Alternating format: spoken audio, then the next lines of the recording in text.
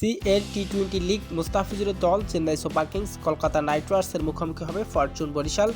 Champion League টি-20 CLT টি-20 ছিল একটি আন্তর্জাতিক ঘরোয়া টি-20 টুর্নামেন্ট, যেখানে বিশ্বের শীর্ষ স্থান ঘরোয়া টি-20 লিগ চ্যাম্পিয়নশিপের দলে অংশ নিত।